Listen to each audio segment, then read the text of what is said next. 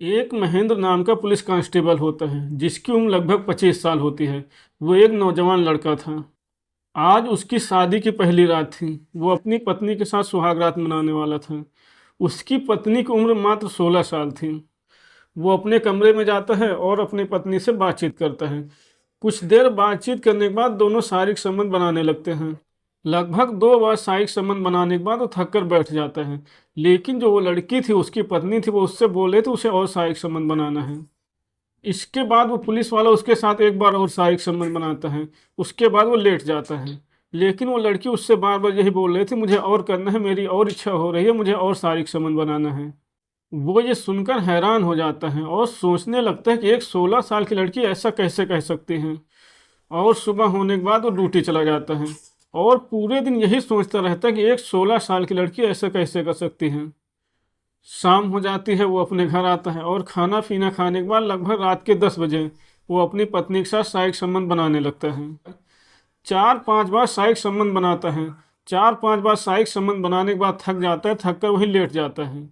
लेकिन उस लड़की का यही सवाल था, वो लड़की यही बार बार बोल रही थी उसे और करना है, उसे और शारीरिक संबंध बनाना है, उसकी इच्छा कर रही है। तब वो पुलिस वाला दूसरे दिन उस लड़की के घर चला जाता है और उस लड़की के माता पिता से बताता है कि मैं आपकी बेटी के साथ कितने बार भी शारीरिक संबंध बना लूं, लेकिन उसकी इच्छा नहीं पूरी होती है।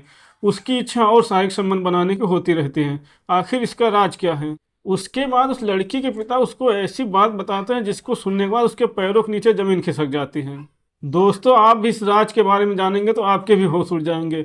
बस कहानी में आप अंत तक बने रहिए। नमस्कार दोस्तों, मैं हूं राजन यादव। आप सभी का स्वागत करता हूं अपने YouTube चैनल पर एक नई कहानी के साथ। आशा करता हूं आप सभी लोग स्वस्थ होंगे और अपने परिवार वालों के साथ मस्त होंगे। दोस्तों, इस कहानी की शुरुआत होती है बिहार के शेखपुरा गांव से, जहां एक प्रवीण नाम का व्यक्ति रहा करता था।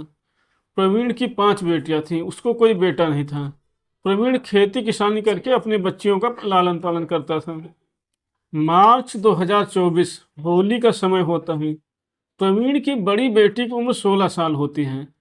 अचानक से रात को प्रवीण के घर पर 3 बदमाश घुस आते हैं और उसके माँ बाप को रस्सी से बांध देते हैं और अनीता के साथ छेड़छाड़ करने लगते हैं। जब वो तीनों बदमाश उसकी बड़ी बेटी अनीता के साथ छेड़खानी कर रहे थे, तभी उसकी दोनों छोटी बेटियां पड़ोसियों के पास भाग जाती हैं और पड़ोसियों को जाकर सारी बात बता देती हैं। इसके बाद पड़ोसी पुलिस को फ़ोन करते हैं। पुलिस आती है, उन तीनों को पकड़ लेती है। उन पुलिस वालों में एक महेंद्र नाम का लड़का था। उसकी उम्र 25 साल थी, बिल्कुल हट्ठा कट्ठा जवान लड़का था। वो जब अनीता को देखता है तो उसके होश उड़ जाते हैं। अनीता देखने में बेहद ही खूबसूरत थी। महेंद्र उसको देखता है तो उस पर मोहित हो जाता है। इसके बाद वो तीनों बदमाशों को पकड़ पुलिस स्टेशन ले जाता है और उनसे पूछताछ करता है। उन तीनों बदमाशों से पूछताछ करने के बाद उन पर मुकदमा दर्ज करके उनको जेल भेज दिया जाता है। लगभग 15 दिन का समय बीत जाता है। एक दिन महेंद्र अनीता के घर पर पहुंच जाता है।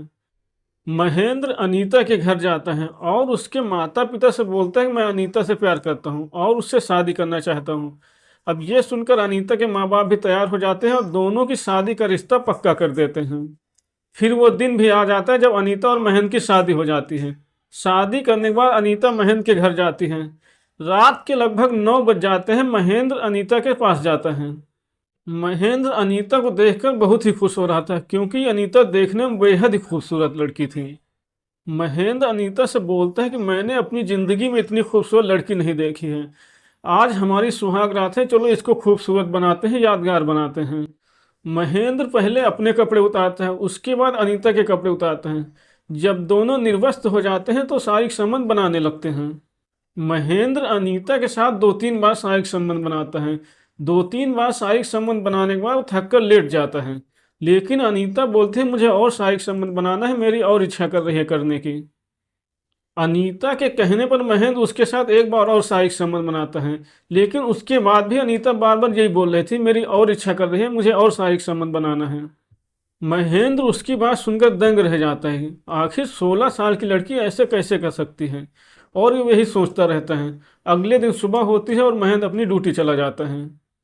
वो सारे दिन अपनी ड्यूटी पर भी यही सोच रहा था कि आखिर 16 साल की लड़की ऐसा कैसे कर सकती है।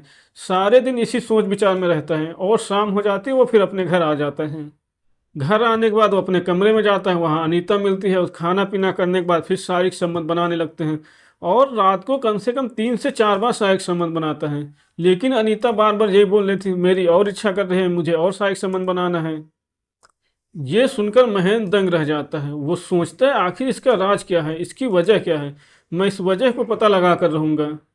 करीब 5 दिन ऐसे ही बीत जाते हैं। एक दिन महेंद्र अपनी ड्यूटी पे जा रहा था, तभी उसकी नज़र पड़ती है कि टेबल पर एक दवाई रखी हुई है। महेंद्र उस दवाई को उठाता है और देखता है, सोचता है ऐसी दवाई तो मैं कभी लेकर आया नहीं। इसके बाद महेंद्र उस दवाई को अपनी जेब में डाल लेता है और उस दवाई को ले जाकर वहीं पास के एक डॉक्टर को दिखाता है। उससे पूछता है इस दवाई का काम क्या है। तो वो डॉक्टर महेंद्र को बताता है कि ये शक्तिवर्धक दवाई है। ये कम उम्र की लड़कियों को खिलाई जाती है, जिससे उनके शरीर में हार्मोन्स बढ़ जाए और वो कम उम्र में ही जवान दिखने लगें। वो डॉक्टर महेंद्र को बताता है कि ये दवाई ज़्यादातर कोठों में इस्तेमाल की जाती है। ये सुनकर महेंद्र दंग रह जाता है और अपने घर वापस आ जाता है। अब महेंद्र की समझ में आ जाता है कि अनीता बार बार उसको संबंध बनाने के लिए क्यों बोलती थी, क्योंकि अनीता उन दवाइयों का इस्तेमाल कर रही थी। अब महेंद्र इस बात की जानकारी करने की कोशिश करने लगा था कि आखिर अनीता इन दवाइयों का इस्तेमाल कर क्यों रही थी। अब इसी बात की जानकारी करने की कोशिश के सिलसिले में एक दिन महेंद्र अनीता के पिता से पूछता है। तो उसके पिता बताते हैं, बेटा तुम जैसा सोच रहे हो वैसा बिल्कुल नहीं है। अनीता की उम्र 16 साल नहीं है अभी, बल्कि केवल 10 साल है। हमने उसे इस तरह की दवाइयाँ खिलाकर बड़ा कर दिया है। उस लड़की का पिता बताता है कि मेरी पत्नी वैश्य का धंधा करती है और इस धंधे से हम लोग बेहद ही खुश हैं। मेरी 5 बेटियां हैं, उनको इस तरह की दवाइयाँ खिलाकर बड़ा कर रहा था ताकि उनको ऐसे धंधे में उतार सकें जिससे बहुत सारे पैसे आ जाएं। इसलिए हमने ऐसा किया। महेंद्र अपने ससुर की बात सुनता है तो दंग रह जाता है। वो अपनी सास से बोलते हैं, आज के बाद तुम लोगों को ऐसा कोई भी काम करने की ज़रूरत नहीं है और किसी भी लड़की को इस दवाई को खिलाने की ज़रूरत नहीं है। तुम लोगों का जो भी खर्चा होगा वो पैसे मैं दे दिया करूँगा। महेंद्र की बातें सुनकर उस लड़की के पिता प्रवीण सिंह बोलते हैं, बेटा तुमने हमारी आंखें खोल दी। आज के बाद हम लोग ऐसा बिल्कुल नहीं करेंगे। आज के बाद मैं किसी भी लड़की को ये दवाई नहीं खिलाऊंगा। इसके बाद महेंद्र अपने घर चला जाता है और अनीता को एक डॉक्टर को दिखाता है। महेंद्र अनीता को डॉक्टर को दिखाता है और सारी बात बताता है और उससे बोलता है कि आपको इसका इलाज करना है। लगभग 6 महीने के इलाज के बाद अनीता ठीक हो जाती है। अनीता के ठीक हो जाने के बाद दोनों हंसी खुशी अपने घर में रहने लगते हैं और अपने ससुर के घर का जो भी खर्चा होता है वो हर महीने दे दिया करते थे। इसके बाद वो सभी लोग मिलकर हंसी खुशी अपना जीवन जीने लगते हैं। तो दोस्तों, ये थी आज की कहानी। अगर आपको पसंद आई हो तो वीडियो को लाइक करें और चैनल को सब्सक्राइब करें।